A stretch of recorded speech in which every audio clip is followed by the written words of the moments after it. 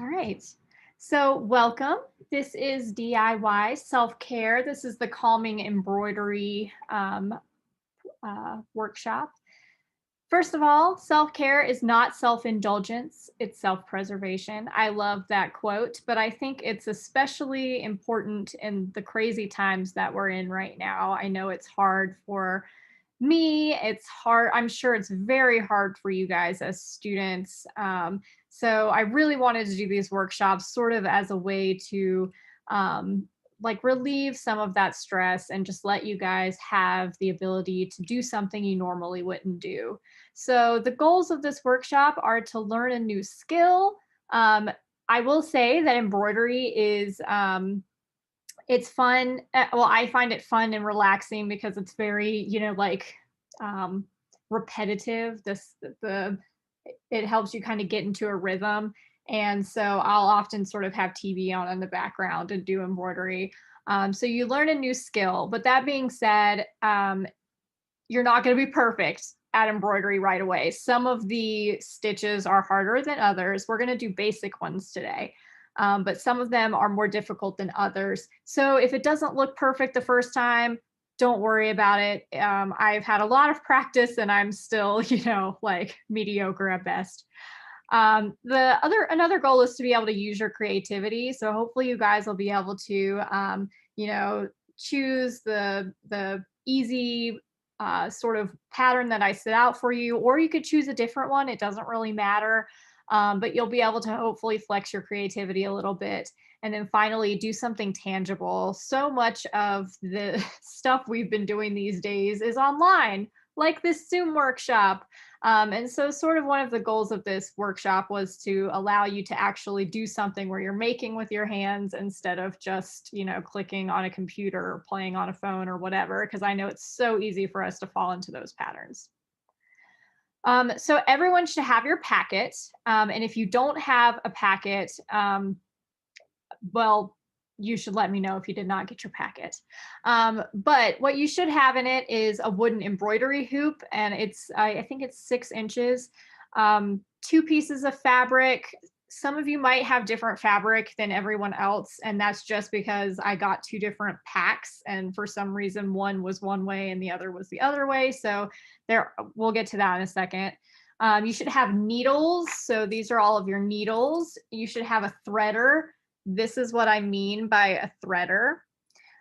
You should have embroidery, floss, and cutters. So I gave each of you a random sampling of, I think, 11 different colors of embroidery floss. So that it's called floss and not thread, because the floss, as we'll talk about, actually has 6 different threads in it, and you hardly ever use all 6. Depending on which stitch you're using, it'll say like 3 threads or 2 threads. So you basically like undo it, and then you have like double the amount of whatever thread you have. And then you should also have the cutters. This is what the cutters look like. Tracing paper, so that is for transferring the patterns, which is going to have varying degrees of success, and then the patterns themselves. So I gave you a basic stitches pattern, which is the one we're going to do together, and then I gave you a sloth pattern, a bunny pattern, and a fall leaf pattern, and you can just sort of choose the one that you want to do. Hold on, we've got a chat. Let's see. Don't have a threader. If you don't have a threader, luckily the needles I gave are very large-eyed needles, so hopefully you should be able to do it. I would check down in the bottom of your packet, because I put the threader in with the cutters. They should have been in like that, so it's possible it fell out or it's still in with the cutters. So definitely check for that. They're different colors, so there's like a red one, a blue one, and a green one. So hopefully you have it. If not, then like I said, the needles I bought are big-eyed needles, so it shouldn't be too hard to stick the thread through. It just might be a little bit more difficult if you don't have a threader. So anyway. Oh, okay. Awesome. Awesome. I was about to say, I was like, I'm pretty sure I made sure everyone had it, because it can be very annoying if you don't have it. Okay, so the first steps, I want everyone to grab the basic patterns, which is this. And I want you all to grab the one piece of fabric. If you have a white fabric, you might want to, you could start with that one. It's a little bit more stiff. I'm just using the thinner muslin fabric. And then we're going to try and transfer. So this can be a little bit tough. The transfer paper itself, the idea is to use it to kind of get the outline. And then so you guys, the only thing I did not provide for you is a pencil. So if any of you, so go find a pencil. If you don't have a pencil, then you can try to free sketch with your hand. If you're using this thinner fabric, you can see that it's see-through. So you can actually trace on top of it if your light is pretty good. So it really is just sort of up to what you choose to do. But I am going to share over to my second camera now. So you should be able to see all of my stuff. Okay, let's see. Have a little light on here. This thing's so cool. So we're just going to try and make it work. So what I'm going to end up doing is I am going to trace the different pattern through the muslin. You can kind of see how it's a little bit see-through again. So you can try and do that. If you're using the tracing paper, let me grab a piece of tracing paper right quick. If you're using the tracing paper, you need to have a real pencil.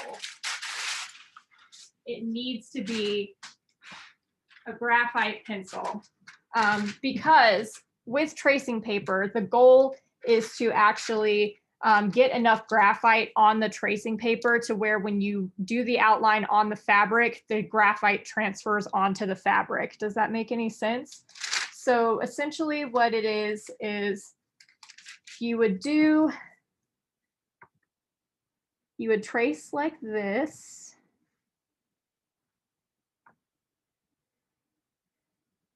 And again, I'm not doing this method, so I'm using a colored pencil, but you would need a regular graphite pencil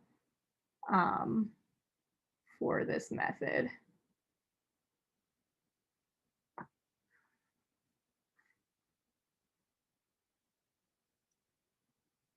Or again, if you are comfortable freehanding it, you can freehand it as well. We're not going to do all of these. We're just going to do the most important ones. But essentially, you do this. Then I know this seems kind of ridiculous, but you flip it over. This is, again, if you're using the graphite. And you do like this on the back to where you get that graphite from your regular pencil. You get it kind of built up on there. Like that. And again, this is not going to work very well with a colored pencil. But you do this on every bit of it. And I'm just going to use this as an example. And then you place it on your fabric. Again, this is all before you put it in the embroidery hoop. And then you would press down really hard and trace over what you already traced. And hypothetically, what it should do, again, it's not going to do this because it's a colored pencil, is it will have a little bit of a stain, like an outline from the graphite being transferred over to the fabric. Again, I don't have a graphite pencil and I'm using the thin fabric. So what I'm going to do instead is I'm just going to lightly trace over everything with my pencil.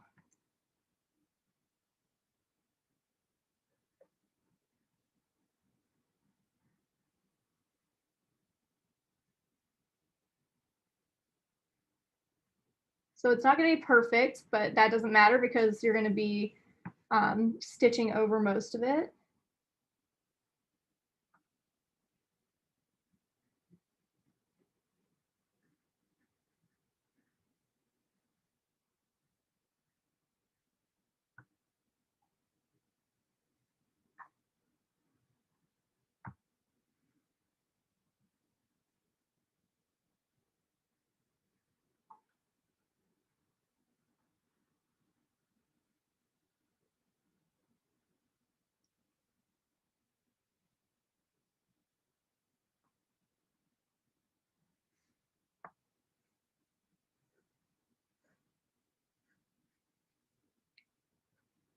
I think that's it.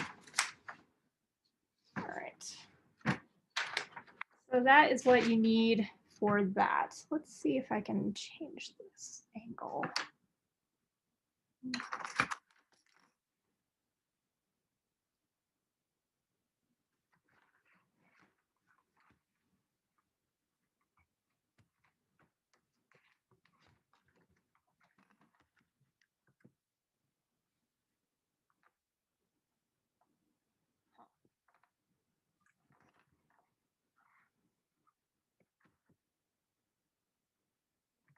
For some reason it's backwards. All right, so I don't know why it's backwards, like the actual camera angle is backwards, so I apologize about that. Hopefully it won't be too hard to follow. But we're gonna give it a shot. Maybe I can just, all right. I can just do it from the side and see if I can make it work. Okay, so again, just try and get this very basic stitch guide onto a piece of your fabric however you can, and you can worry about putting over the other patterns at the end, because we're going to concentrate on this so that you can choose the pattern you want to try after we kind of go through the steps here.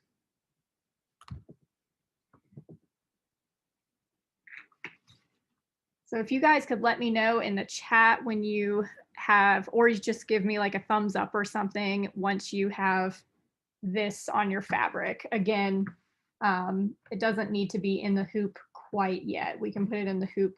We put it in the hoop once you have it. Okay. It's like we got one.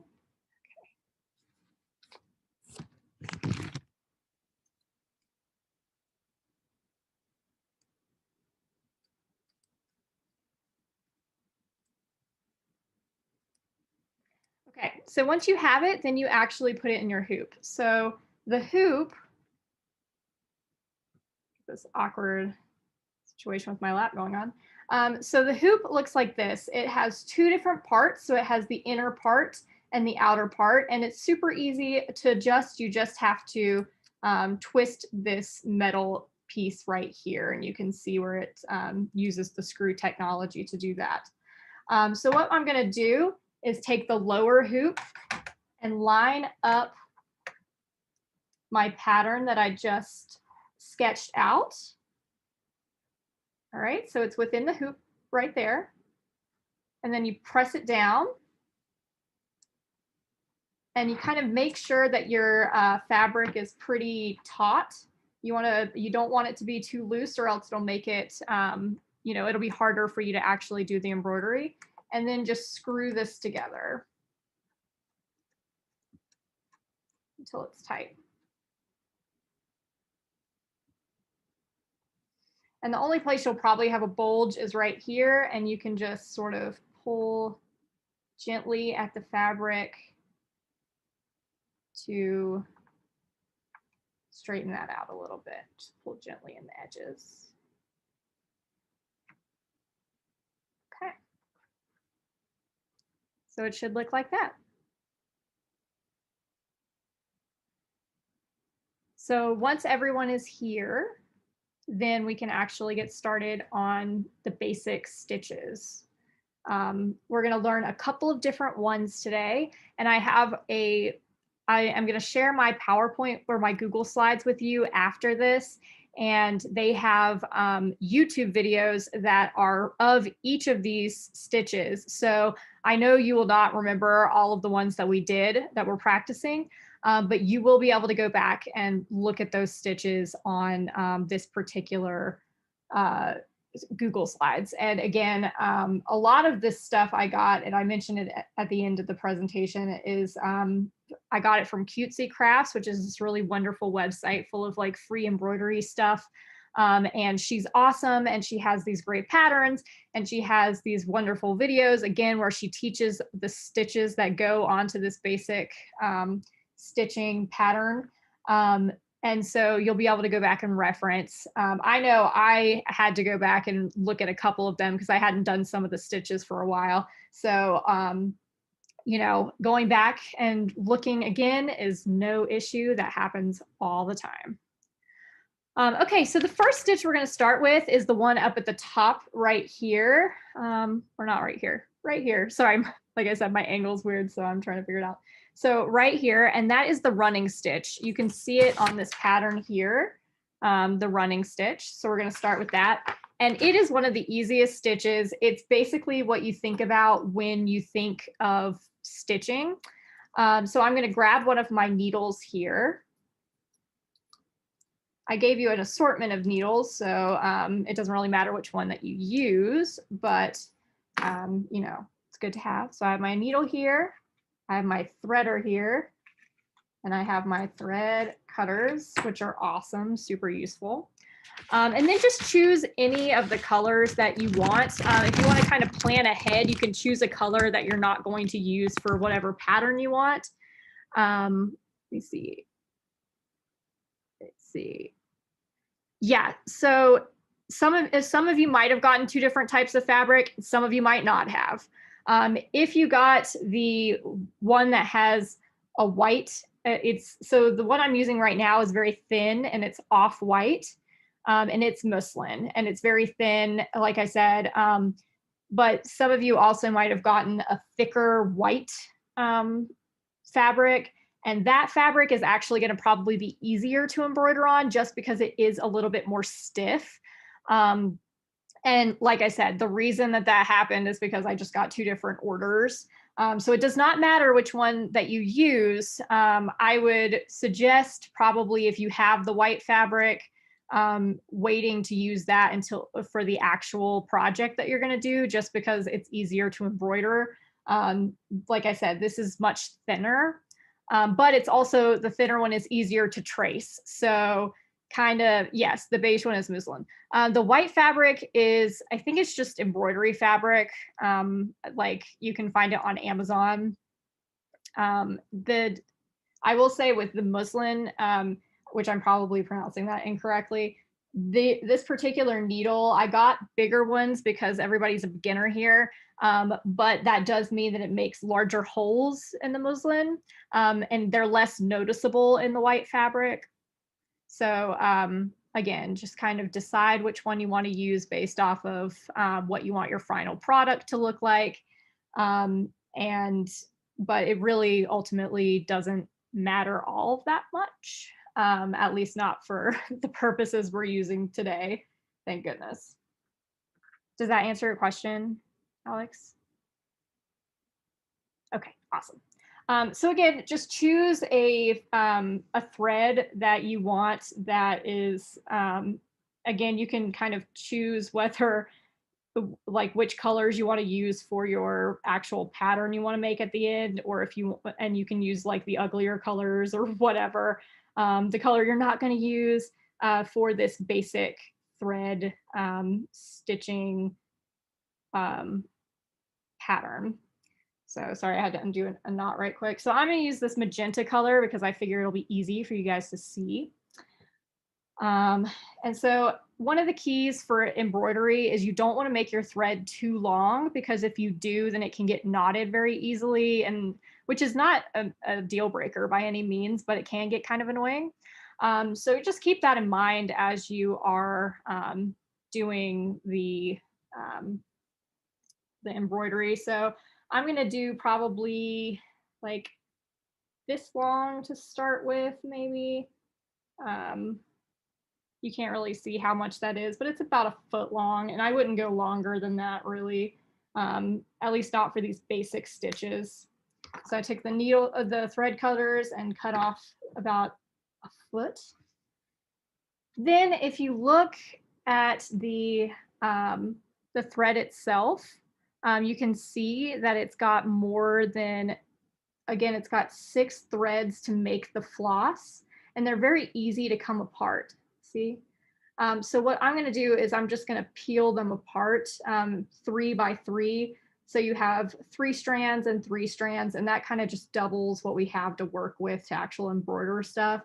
to actually take them apart. You can try and just like rip them down the middle, but sometimes you'll get like a knot or something. So it's also good to sort of twist at the same time against the grain, and that sort of helps it come apart.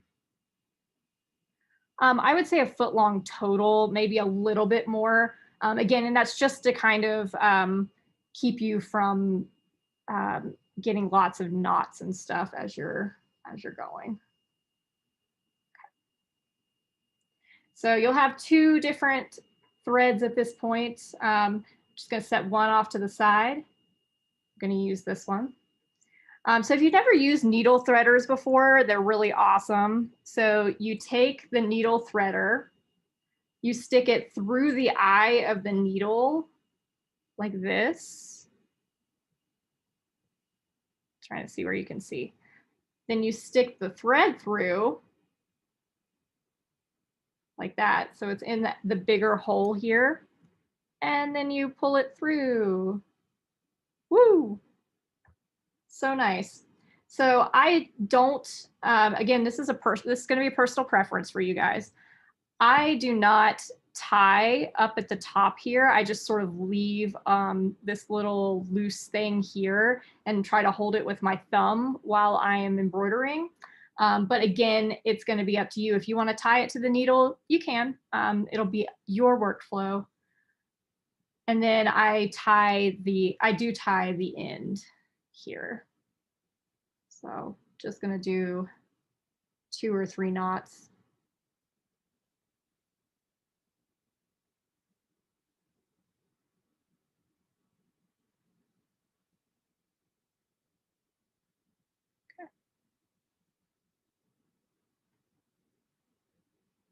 Just so you've got a knot at the end. Does not need to be pretty. I will say that everything on the other side of this is going to look real ugly. So don't be worried if it's like not super gorgeous when you're actually, you know, doing your needlework. You just want the front to look good. Okay, so once you have your thread, it's through the needle. You've got the knot at the end. We're going to start with the running stitch. So the running stitch is one of the easiest stitches. Hang all this up. And all you do is you poke, always, when you're doing embroidery, poke up from the bottom.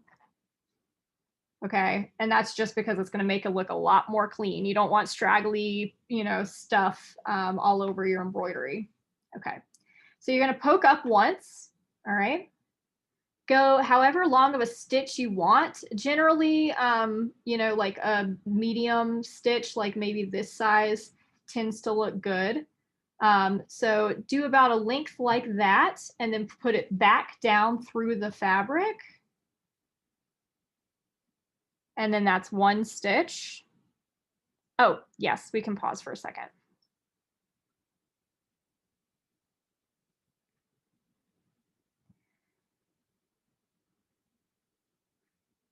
So as you're doing the running stitch,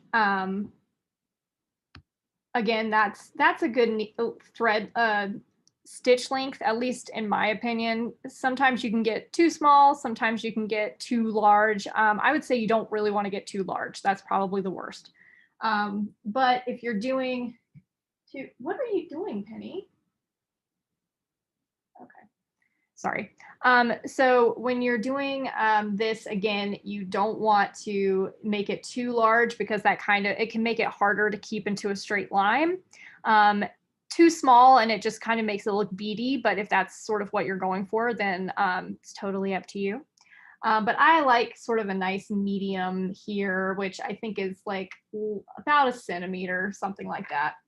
So again, you push it up through the back, do 1 stitch length, and then thrust it back through the top, and that's where we are now.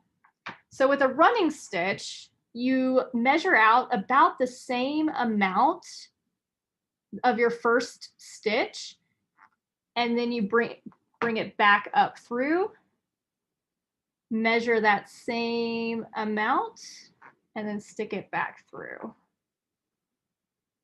So the running stitch has this gap in between it. It's not a continuous stitch. You separated your embroidery floss, but the threads are not really sticking together. The 3 threads, if they're not sticking together, you can always twist them back together like the 3, and they should, you know, kind of get back into formation. They shouldn't all be like super straggly. So just try twisting them, and you'll find that there's a certain direction that you twist that makes them come together better. But that should solve that problem. So again, so just kind of keep going for this particular running stitch. Some people, and I do not recommend this for beginners, but some people do this as a bunch. So what I mean by that is they will bring their needle up here, and they will sort of gather the fabric like this and send it through, which takes a lot less time, but unless you're used to doing it, it looks a lot worse at the end. So again, you can do the just thrust up, thrust down sort of situation, or you can kind of scoop up the fabric and slide it through like I just did. I don't have a whole lot of room for that, and I don't recommend it. So that's why I'm not going to focus on that particular method, but some people will do it. So again, only do that when you get kind of comfortable, because it kind of takes you out of a straight line. It's a lot harder to get your stitches aligned. Okay. So that's it. That's the running stitch. It's the easiest stitch in the book. It's very, very basic. And some of the things that we're going to do, or the patterns that I gave you, have that as your option. So you can always use that. Yeah, if it's too taut, then don't worry about it. Don't bunch it up. Again, that method is not efficient. So I just wanted you to be aware that some people will do that. Okay, so next one that we're going to do is, let's skip around so that, let's see. Well, it depends. I guess if you want to make this whole training thing colorful, you can add different colors if you want. If not, we can just stick with one color until you run out and then do another one. But we're going to go right next door. So this one is the back stitch. So we're going to do the back stitch. So I'm not going to cut anything on the back of my fabric here. I'm just going to take my thread over to where this part starts and just start with the back stitch here. So the back stitch is pretty easy. You just pull up. Again, you always are going to pull up from the back because that makes it look good. Then you're going to do one stitch just like we did last time. Then you're going to go up just like we did with the running stitch, except instead of going forward, we're going to go back to the end of that first stitch that we did.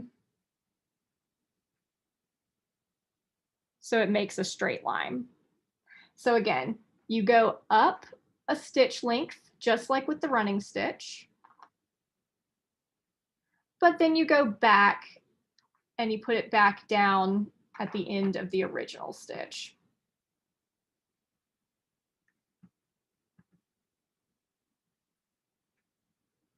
So up,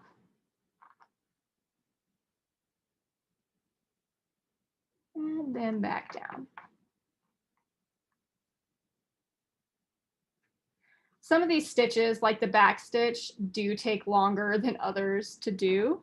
So you don't have to do this entire line right now.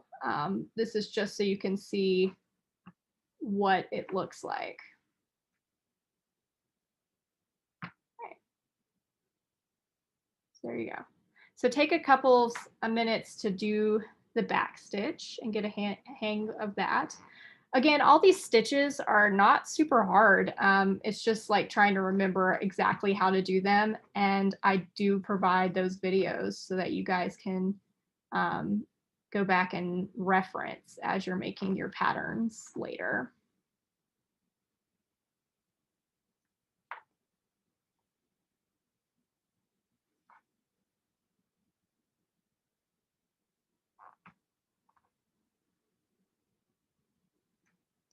And you can also see that my stitches are not in a perfect line because I am not a perfect person. So, so yours probably will not be either. So if they look wonky, that's okay.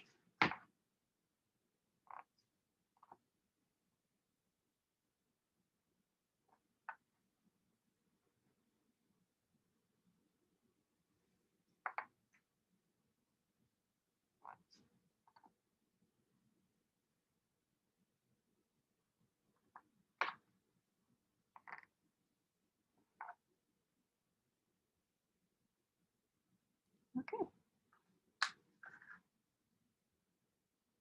So I'll give you another minute or so to do the back stitch, and then we'll move on to the next one, which is the split stitch, which is also very similar and very easy.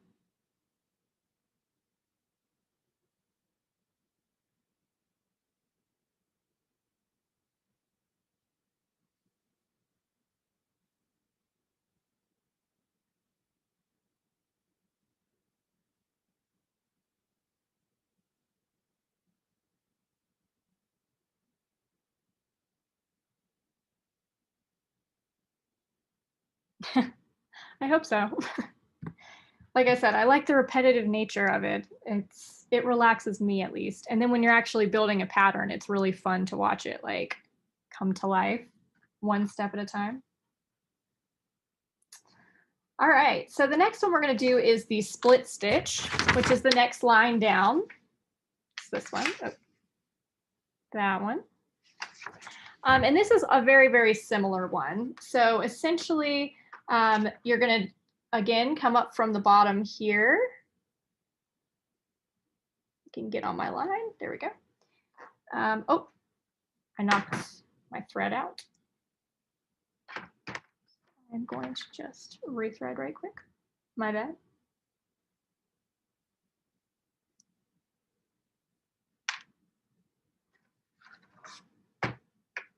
Okay. So again, you just kind of pop up from the bottom again. You're going to do a regular stitch just like we did with the previous two.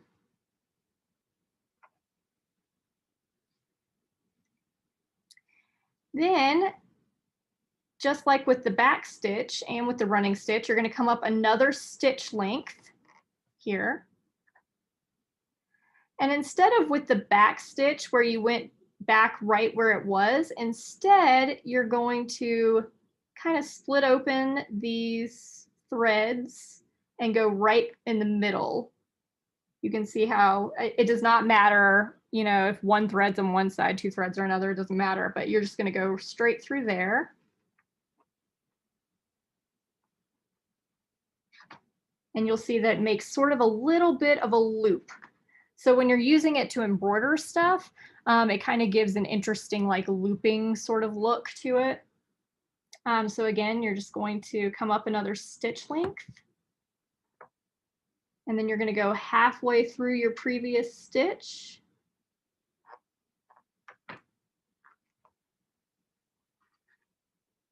And there you go. So again, very similar to the back stitch, just like a little bit of a variation. Both of those stitching methods are really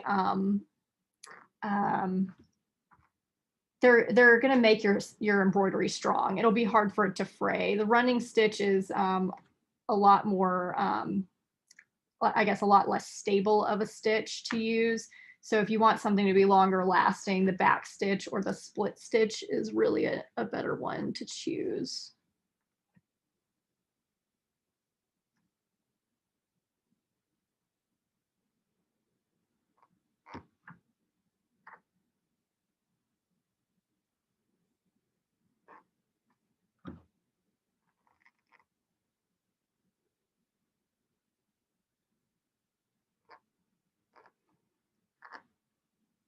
Sound of this fabric is pretty funny.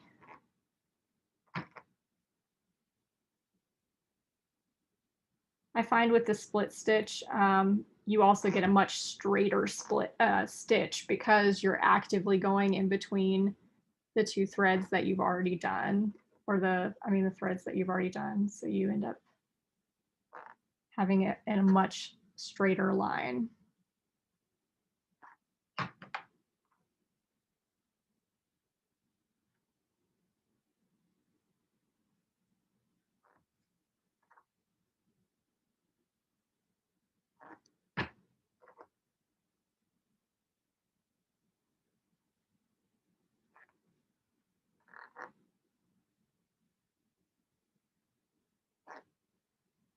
Okay.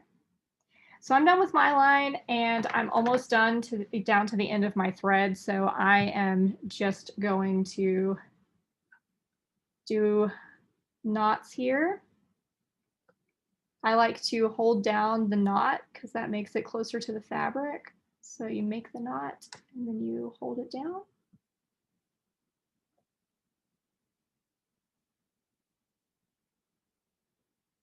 All right. And I'm just going to grab my remaining magenta thread. And you guys keep doing the stitches, and then we'll move on to the next one.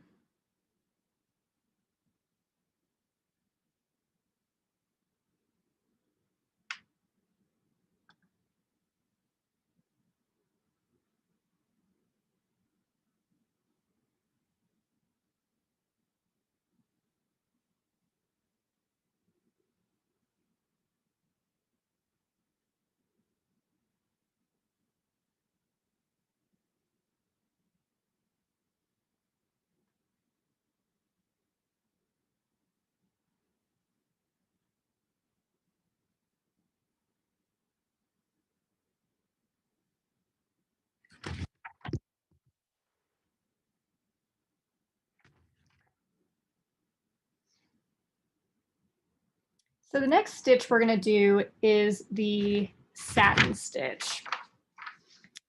So it's going to be this one. Sorry, I'm like, it's hard for me with how it's differently oriented on here. So we're going to do the satin stitch. We're going to ignore the bullion knot. We're going to ignore the blanket, and we're going to ignore, oh my gosh. Okay. Trying to do this while looking at the camera is terrible. The chain. We're not going to do the chain. We're not going to do the bullion knot. We're not going to do the blanket.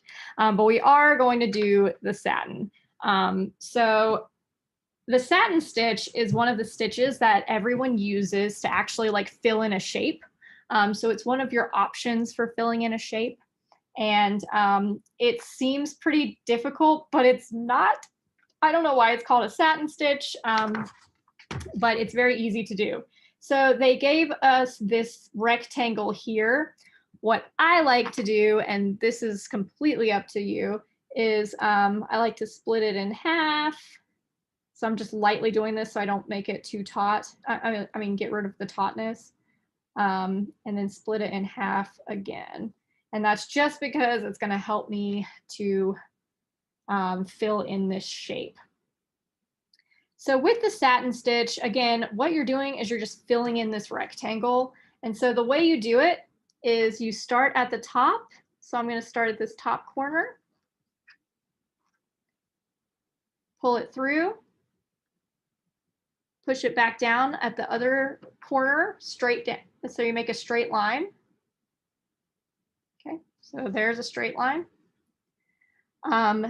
And so for the satin stitch, to do it properly, you're supposed to always do it from the top. I don't know why, that's just like the way you're supposed to do it. But you can probably fudge here, it's up to you. So then I'm going to go to the middle one, down, and then the end one.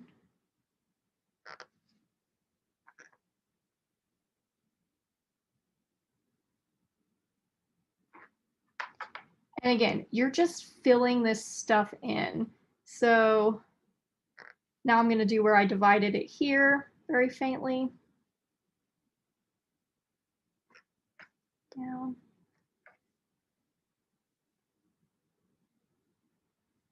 Up here.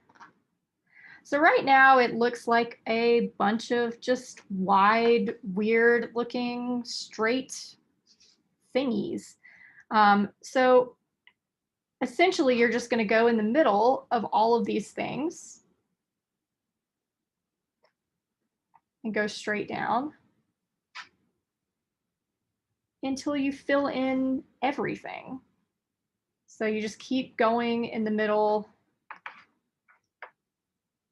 I'm going to only do this section for right now so I can illustrate what I mean. So then you go in between these here, straight down. And you can see how it's starting to fill in.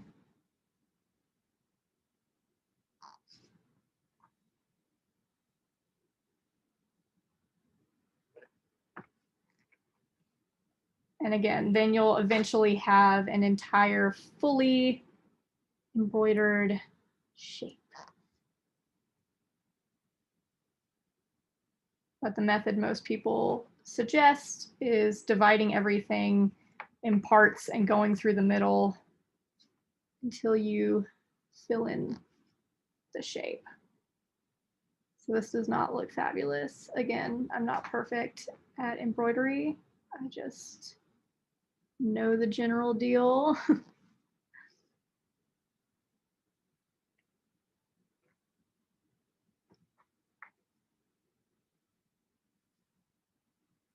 So this part looks relatively filled in, but this has a little gap. So I'm just gonna go over here. Fill in that gap. And then there you go. It's solid or semi-solid. And so essentially they want you to do this with this full box. You do not have to do it right now with the full box. Just kind of get the gist of what it's supposed to look like. And again, the kind of going and breaking it in half sort of method seems to work for most people to help them not, I guess, waste stitching and stuff. But I mean, hypothetically, you could just go next door to a stitch and just kind of build from there. Depends. Just depends.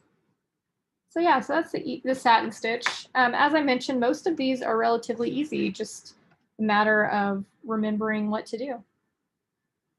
After this, we're going to do the easiest stitch of all, the straight stitch, which is exactly what one might think it is.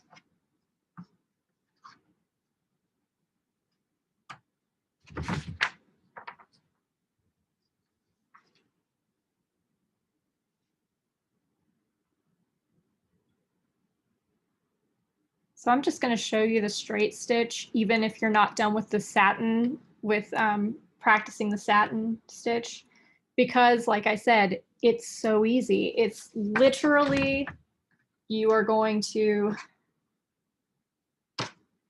stick it up from the bottom here.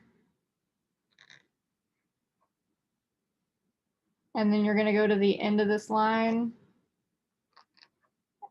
That's all it is. Just one long stitch. All right, and I'm practically to the end of my thread here. I could go a little bit longer, but I'm going to switch colors right quick just because I can. Variation or whatever. Got to the end of that original foot long that I did.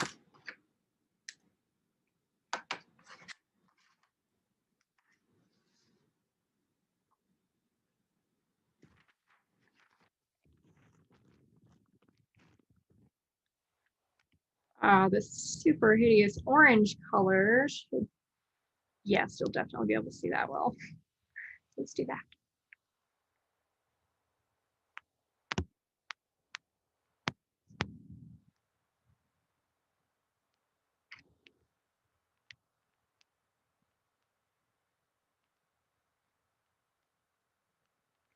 When you're done with your satin stitch and your straight stitch, I would recommend getting a new length of thread, and for just because this next stitch that I'm going to show you, which I think is very fun, it's called the woven wheel, sometimes called the spider wheel, but it requires a lot of thread. So starting with a new thread would be a good idea. But you can still do the, you can still divide it and do the 3.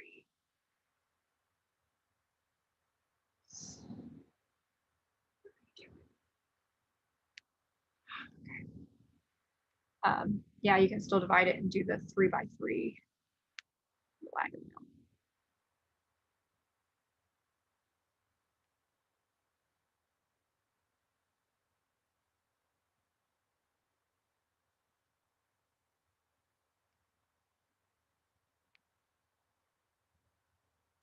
And if I'm moving too fast, I do apologize, but I'm just trying to be cognizant of your time because this does take a while, and we're already at like 2:50, and I don't want to waste all of your day. And like I said, I'm going to give you the Google Slides, so you'll be able to go back and see all of the instructions for each type of stitch later. So if you don't finish each example right now, not a big deal.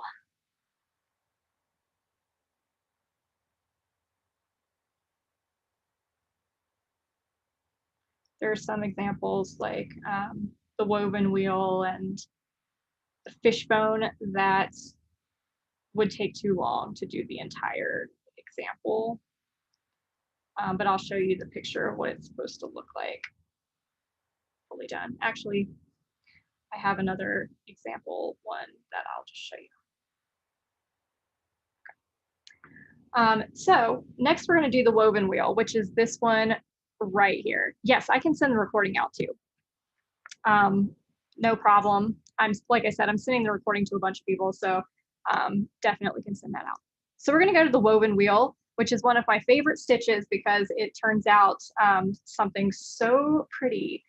Basically, it makes what looks like a rose at the end, and it's really easy to do. So pick one of the little stokes of the wheel from the outside. You're going to punch up, again, always from the bottom. And then you're going to go in the middle. Okay. Then you're going to punch up for the next stoke, and you're just going to do that with all the stokes, unless you're like me and use your thread immediately. Silly.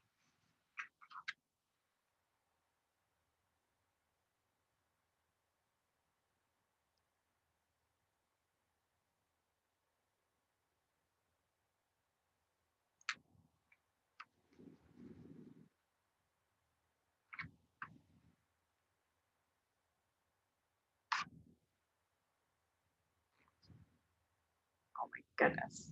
I am just being terrible about this right now. This is why it's totally up to you if you think that knotting your thread is the right move for you. Because I do end up losing my thread quite a bit.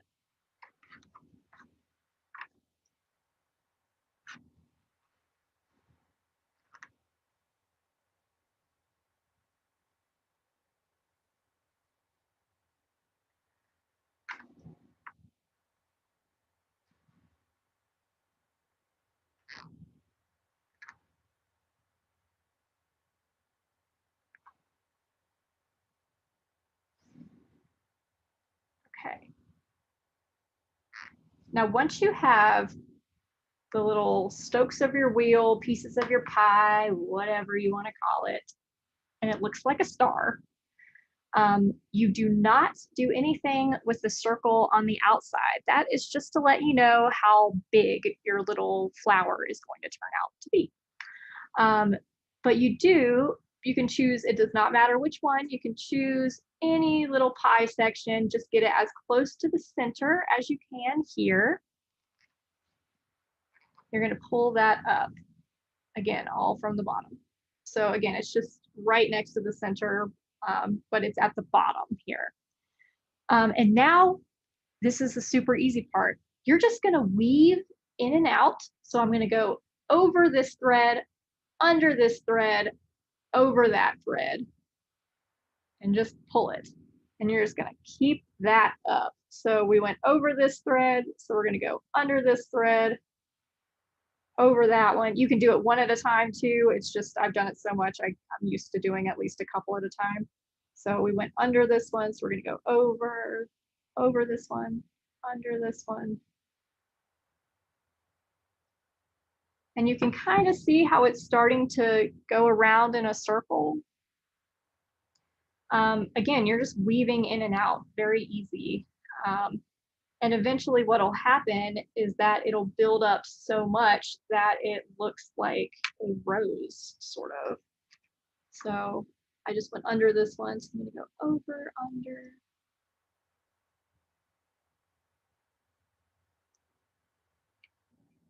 Went under that one, so over, under.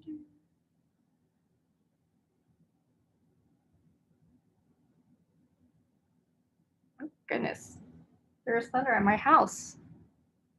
You're gonna be safe.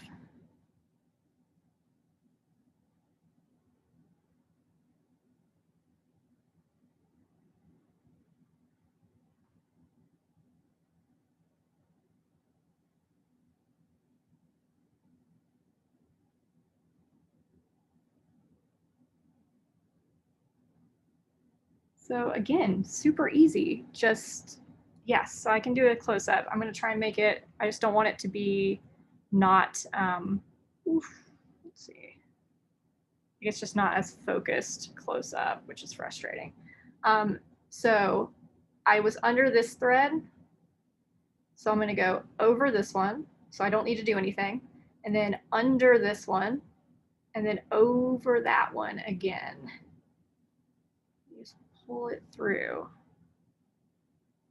So again, this one, I just came under this one. So I'm gonna go over this one. So I don't need to do anything. Under this one. Pull it through. Again, under here, over this one, under that one. And pull it through. And you can kind of see the flower starting to do it. Sorry, it's not super clear. But again, this is a new webcam that we're using, so it's in the beta testing process.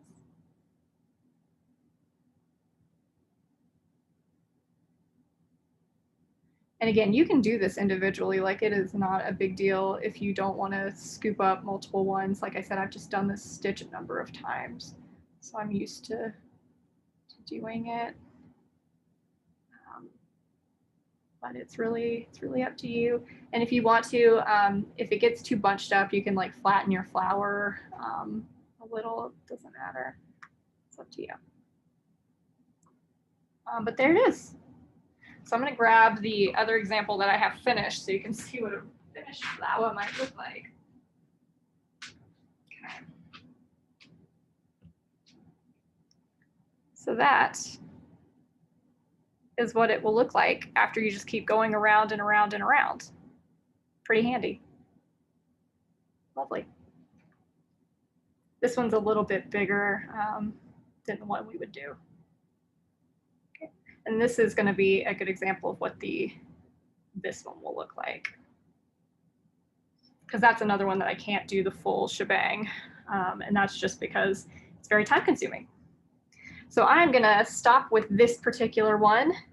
As you can see, I'm on the top, and we always want to come up from the bottom when we're doing embroidery. So I'm just gonna make a small stitch here and go through. All right. Okay, so the next one we're gonna do is a little bit more complicated. And this one's actually the one that's toughest for me because there's like a whole thing where you have to like get it just right for when you are pulling on to make it like a teardrop look, sort of. So it's very easy to like make it too loose or make it too tight. But the Lazy Daisy is the next one we're gonna do. And it looks like a teardrop. but it can be a little complicated. You might be a lazy daisy savant. I don't know, but we shall see. So first thing that you do is you come up at the top of the little, like the pointed part of the petal. So you come up to the top there.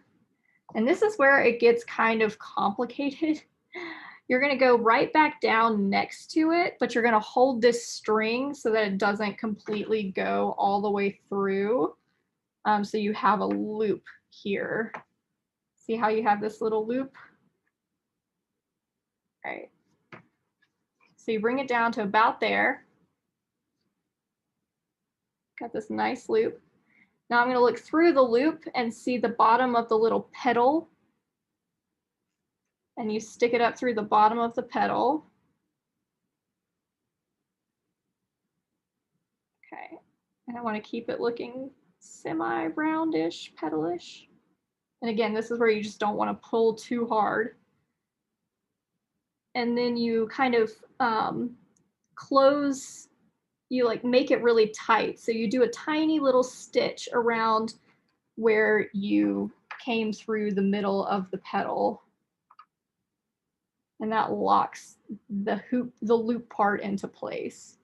So again, this is probably the hardest one that we're doing because it's very hard to explain and it can be difficult to do. So again, at the tip of one of the little petals, you pull it up,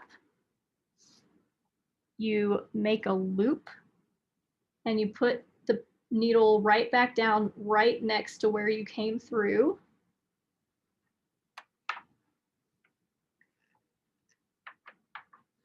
But you don't want to pull it all the way through. You want to make sure you have this nice loop here. Then right here at the top of your like rounded part of your petal, that's where you want to bring your needle up and loop it through.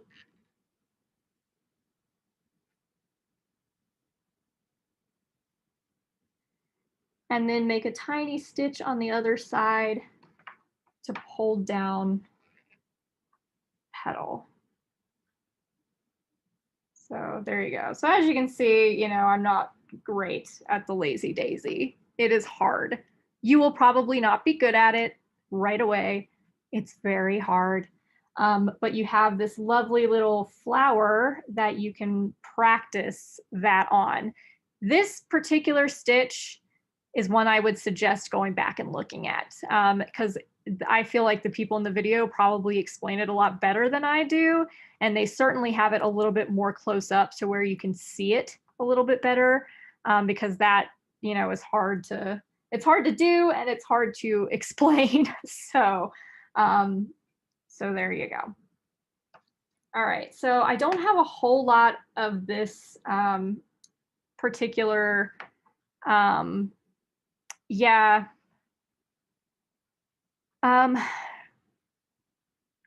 don't know why they keep separating. Again, the only thing I would suggest would be to try and like twist them back together before you start the stitching.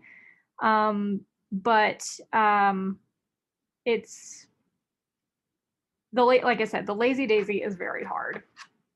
I can show you what my other one ended up being. So the actual flower turned out all right, but you can see that I totally walloped one of these little petals. I've done it a lot and I still am not super good at it. Just happens. So let's move on from the lazy daisy just because, like I said, it's a hard one and there's no way that you're going to get it looking good in any short amount of time. All right, so the next one we're going to talk about is the fishbone, this one. And it's going to end up looking like, oh, this is the back. It's going to end up looking like this. And it's very similar to the satin stitch in that it really is just filling stuff in, except this is a side-by-side thing. So if you're doing a fishbone that looks like a leaf, You're going to want to go down the middle a little bit here to make your first stitch. And then right next door, but try and stay on this sketched line. You'll kind of put it back in a similar hole area here.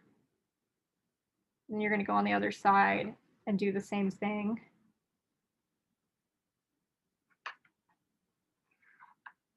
And essentially what you're going to do is keep stitching like that to where it sort of, do you see how it like fans down a little bit into that point?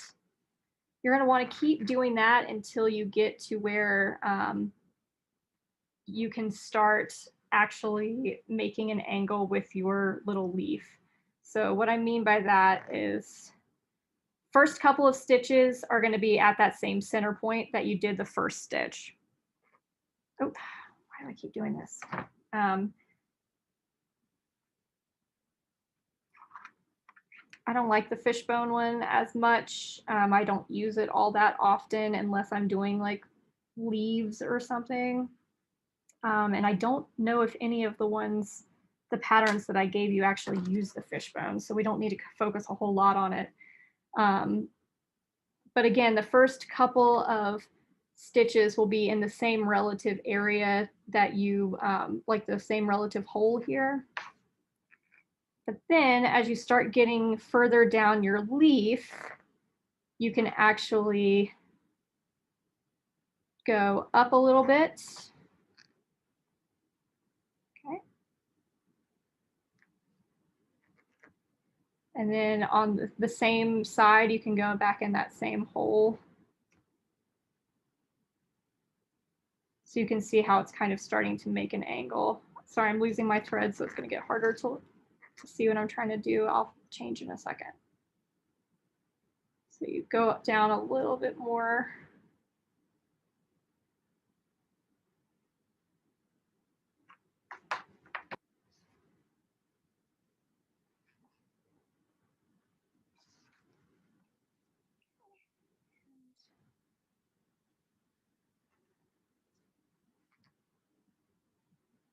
And I think I'm at the end of this. And then you would go back into that same hole there. And you would just kind of keep going and doing that the entire time. So they would be angled. And then you just slowly move and make your way down. Again, this one takes a long time. So essentially, that's what it looks like. So it starts at the top with this like bunched up area where it's got the point starting here. So it actually looks like the stem of a leaf. It doesn't go all the way to the end. And then you fan down like that. Ideally, it would be closer together at the bottom. I just started running out of thread, so I made do. All right. I'm not going to tie this off. I can do that was a bad thing, but don't do what I did. Okay. Is that the last of my orange thread? I think so.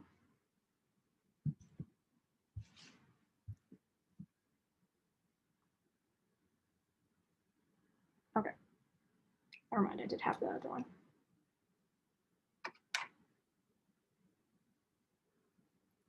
Okay, so after that fun with random shapes, we're going to go back to an easier stitch that's very similar to a bunch of the ones that we've already done. And this is called a stem stitch. And so the stem stitch is, like I said, it's a straight stitch. It's very similar. It just has kind of a curvy look to it. So a lot of people use it for the stems of flowers or something like that. But it's very, I would say it's most similar to either the back stitch or the split stitch. So if we're looking, let's see, there we go. So we're going right here to the stem stitch. So right under where we did the woven wheel and the fishbone. So like with the other straight stitches, we're just going to pull up from the top. Gonna make one normal stitch. But here's where it gets a little bit different, is you don't want the stitch to go all the way through. You want to keep it in a little bit of a loop like this. Holding it with your finger is really easy. And that is just because the stem stitch, you go back into the middle here,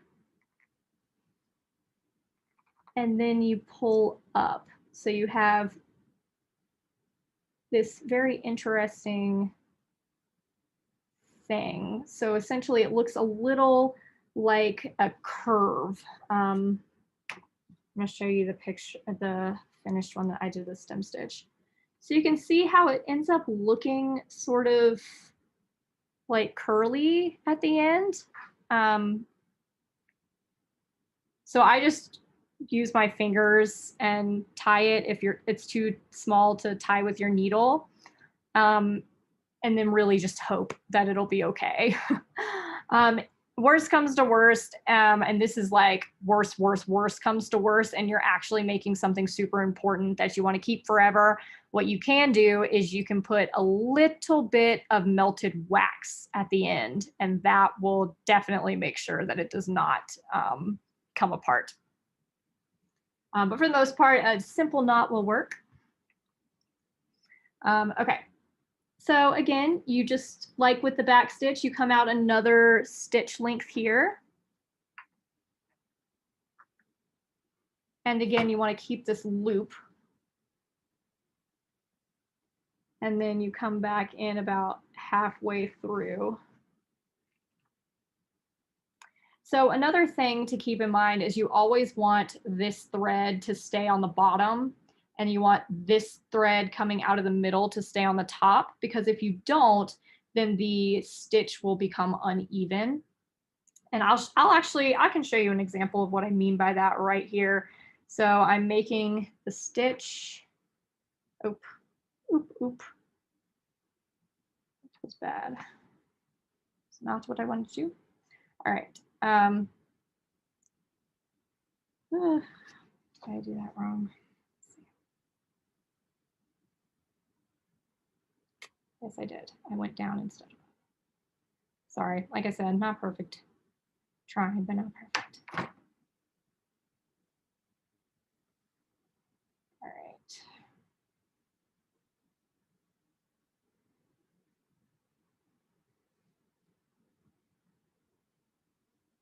Okay, so you go out stitch length. So if I keep the loop on the top and I come up through the middle and come make this part go through the bottom, you see how it kind of made it kind of get off kilter there? So that's why you don't want to do that. You want to make sure you can go through the bottom, but you just want to make sure you're consistent about which way that you do it. So again, what I sort of mean by that is if you come out a stitch length, you want to make sure that if this part has been on the bottom, the loop has been on the bottom, it stays on the bottom. And then your mid-stitch area, this part stays on the top.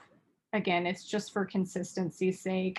It will see, you can see how this particular stitch looks wonky compared to the rest of it. So it kind of took away from the twisted sort of nature of it. And again, you can kind of see here that it's just supposed to be one twisted length all the way down.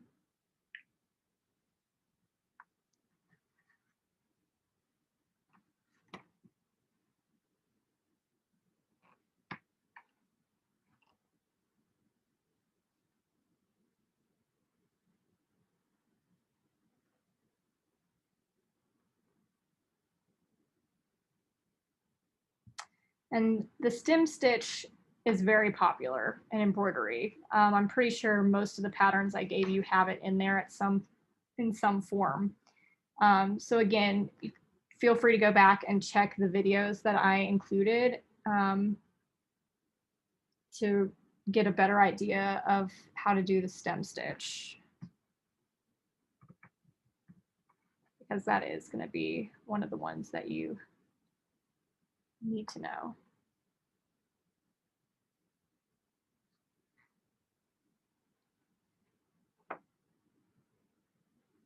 Okay. So the last thing that we're going to do is the French knot. And I find them very fun, but they can be kind of difficult to get a hold of. So essentially, we're going to go down to this area here, the French knot. Just choose one of those holes, and you're going to come up right in the middle of the hole. Okay. Then you're going to take your thread in one hand. Let me angle myself a little better.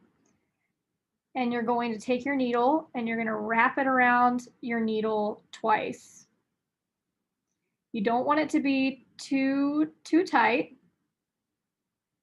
but you're going to wrap it around your needle twice, and then you're going to stick it right back in. And again, I'm going to show you how to do this again. And then you slowly let that go. So the French knot is kind of difficult, and it's another one where if you don't get it like right, like if you don't get the tautness right the first time, then sometimes it can get a little too loose. And I think the reason that it looks pretty loose right now is because I'm trying to go slow for you guys. So I'll show you what it's supposed to look like in a second. But again, you poke it up through the top, wrap around twice, and then send it back in.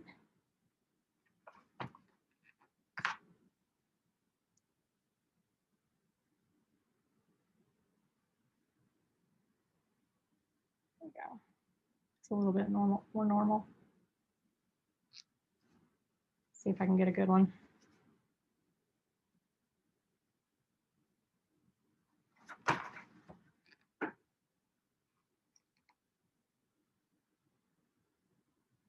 There. So that's more what it's supposed to look like. Like I said, since I'm going slow, I think it's making them not look quite as good. But you pull it up again through the middle. You just do 2 loops around the needle, stick it back through.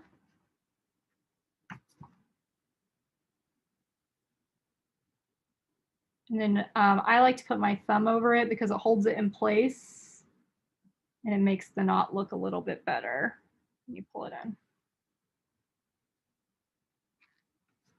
So again, up, loop twice, back in the same position.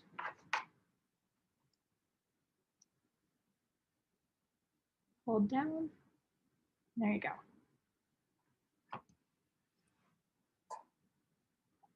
French knot is another one that takes time.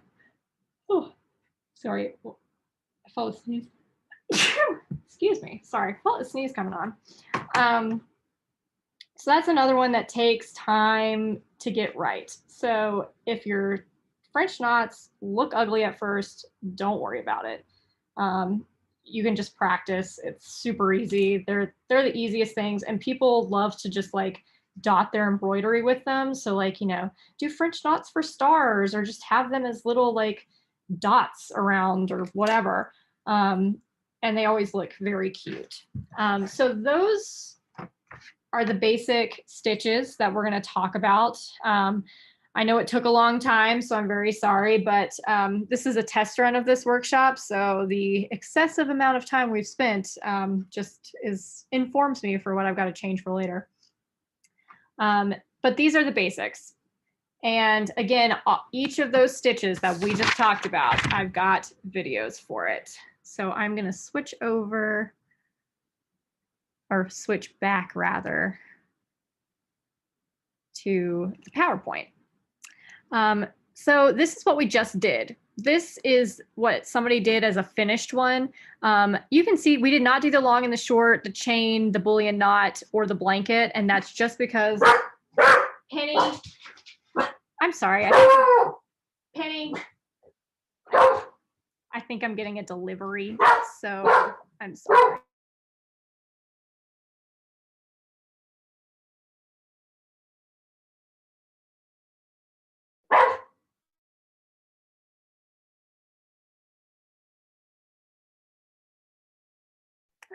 Again, I'm sorry.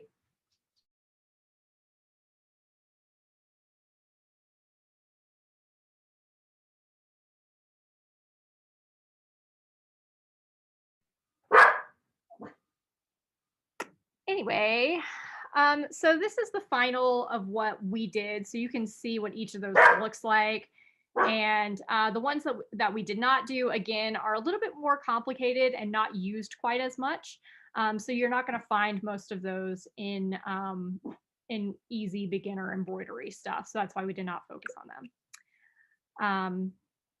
But here's the how-to stitches. So again, I put YouTube links to each of the stitches that we did here. So you can go back and watch them. And each of the videos is like maybe 30 seconds, just teaches you how to do the stitch again, and you can kind of move on from there. A couple of things to know. Again, the embroidery floss, as you saw, has 6 threads. Hardly any embroidery requires all 6. In fact, if you look at the, like, take for instance, if you look at the sloth pattern that I gave you, it actually says at the bottom, it says like stem stitch, 3 strands. So that just means it needs 3 strands. Some of them will say 2, like mostly it's 2 and 3. It looks like it's got 1 straight stitch that requires all 6 strands. So make sure to read the instructions. The only one that does not have instructions, and for that, and I'll talk about it in a second, is the fall leaf, if that's the one you choose to do. Another thing to do is make sure you transfer your pattern before you stretch the fabric in the hoop. As you saw, once it's stretched, it's really hard to write on and draw on. So it's much better to measure it out and make sure that you've got it put where it needs to be before you add it into your hoop. That should be your last step before you actually begin to embroider. And the back of the fabric will look really messy, and that's okay. It only matters what's on the front. And I like to look at the back of my fabric and be like, huh, I made a lot of mistakes, but in the end, it turned out okay. And then finally, you know, just have fun. Like I said, some people get very frustrated with embroidery because it doesn't look great the first time, but it really is just a learning, repetitive process that, you know, it's just trial and error. Just keep working at it, and you'll get better. So, and even with the easy stuff, you can still make something look really good without a whole lot of know-how. Okay, so I did give you 3 pattern options. The easiest pattern, minus the lazy daisies, is the bunny pattern. So you can see how it's got the running stitches, which is the easiest stitch. It's got a couple of stem stitches, I think, and then it has the lazy daisies and maybe a couple of French knots for the tail. So that's probably the easiest pattern. Not a whole lot, but also you can add a lot of color to that one. So if you wanted to go fun with the colors, you could do that. The medium easy is the fall leaf. So for some reason on the pattern itself, it does not say like stem stitch, straight stitch, whatever. So if you look at this picture, you can kind of see that most of it is a stem stitch around the edges. And you can, this is another one where you can play with different colors. You can do whatever. So it's got some running stitches. It's got some French knots. It's got some stem stitches. I think these like blue hoop looking things are back stitches. And then it looks like a couple of straight stitches up in the corners next to the French knots. So you can make a variation on that. This one I think would be very fun if you had like a bunch of wacky colors and you just wanted to do something. And then the final option is the sloth, which I just thought was adorable. And so the sloth has lots of lazy daisies, and it has some woven wheels, and it has a lot of stem stitching, and then it finally has some French knots that you can see. So you get I think this one and this one sort of have the most variation of what you could do. This one you might have more difficulty getting decent colors to make it look okay. But again, if you want like a psychedelic sloth, I mean, go for it. Unfortunately, when I was divvying out colors, I couldn't really stick to a theme, and I didn't want to assume which pattern you guys would want to follow. So I just sort of gave you a plethora of colors, and y'all can decide which ones you want to use. And finally, are there any questions? You can ask me now, or you can email me, and I'm happy to respond. If you want to find more patterns online, again, all this stuff I got from Cutesy Crafts. She's really awesome. And when you sign up for her newsletter for free, you get access to all of these free embroidery patterns, and it's really great. So definitely check her out if you want to pursue this further, or you didn't like some of the patterns that I picked out for you. You can always go rogue, find your own pattern, do your own thing. But in the meantime, are there any questions?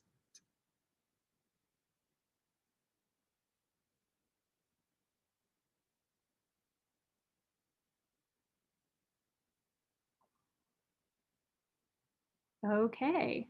Well, thank you guys so much for your time. Again, if you have any other questions, you can just email me. If you have any concerns going through the embroidery stuff, let me know or watch the videos. I will send out the link to the slides and the recording itself in the next day or two. If you want the videos to do the know-how for the stitches right now, again, it's Cutesy Crafts. Just go to her YouTube channel. She's got all of the stitches that she did for this particular pattern available there. So anyway. Oh, awesome. Well, thank you for coming, and I'm glad that you enjoyed it.